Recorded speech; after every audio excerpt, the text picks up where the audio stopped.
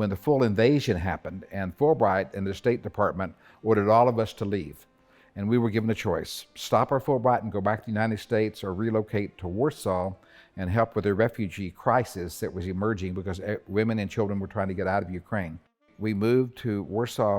Then we started helping Ukrainians get across the border. And the sad fact is, over 6 million Ukrainian families have had to evacuate. Ukrainian people tired of war, international people tired of war, but we can just talk about it different way. Just talk about culture, talk about heritage, talk about food, talk about tradition, and just keeping this topic going, to keep thinking about what they can do to help. We were going to peace rallies, the Fulbright Scholars. There were 18 of us, and we heard speakers about Ukraine, some people who lived in Poland, some people who were refugees from Ukraine that escaped the war. But they always had one highlight of the event, and that was when they sang the Ukrainian national anthem. First I said, "What is that beautiful song?" And they told me. I called you and I said, "This would make a great book."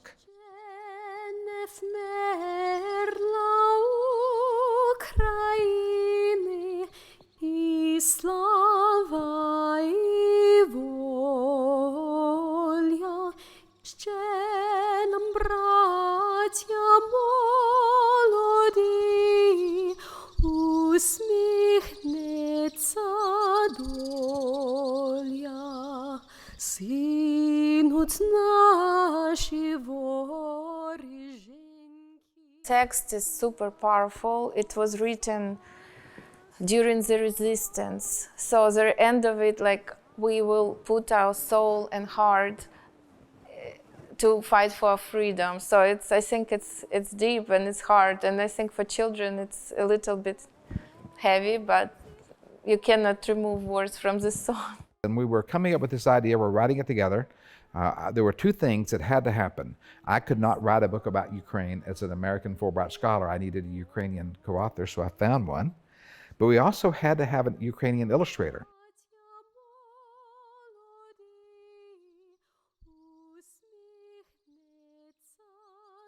Знаєте, ми мали зустрічі кожну неділю в центрі Барселони, і ми співали і гімни, і червону калину, і для мене це було необхідність. Мені треба було відчути спорідненість зі своїми людьми і відчути вихід цих емоцій. Я не можу сказати, що я включала гімн, щоб слухати як запис, але коли я його чую, то в мене йдуть мурашки, бо це щось дуже, дуже глибинне. Ну, звичайно, але мені трошки важко оцінювати це не зі сторони, бо я точно знаю, що я маю вплив етнічних українських мотивів, орнаментів. І я дуже люблю цей такий наївний стиль в побуті, який там часто приходиш в музей Гончара і бачиш, що це щось справжнє і автентичне.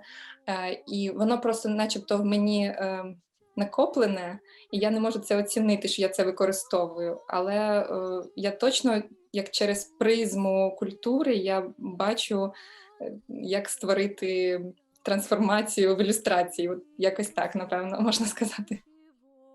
The way the book works, we're reading along, we introduce Ukraine, we talk about the people and the culture and the history and the language, and then we talk about the national anthem. It's just the anthem on each page for about 5 spreads, and then we talk about what the anthem means, what the words mean. Every page, it has some facts, but it can be extended. You read a couple sentences, but you can talk about this topic more. So that was the idea. One of the ideas that it will help international Ukrainians who live in different countries to feel related and talk to children about the culture and history and traditions. I was reading the story of Ukraine, an anthem of glory and freedom, to a class of children who were refugees at a Ukrainian school in Warsaw. And when I got to the national anthem, they all started singing it and put their hands over their heart. It was just such a moving experience. And it's the third time in their history it's happened. It happened during the resistance in the 1860s. It happened during the Russian invasion in 1919 to 1922. And now it's happened again in 2022 as the whole country has been invaded by Russia. And so it really is the heart and soul of the Ukrainian people. They are not supposed to feel it. They're supposed to have happy times, growing up, playing games, watching movies. They don't have to think about freedom. So this is a hard part of it. I hope that children will be inspired by the Ukrainian people and they'll see the importance of resistance. Just because you have an obstacle, even if it's a war, it doesn't mean you have to give in to it. It means you need to stand for what you believe in and be strong. There are a lot of refugees right now around the world from Ukraine, and I think this book will help other children understand more about culture and about history of Ukraine, and help to understand those kids who have to be refugees now, who cannot go home because it's not safe.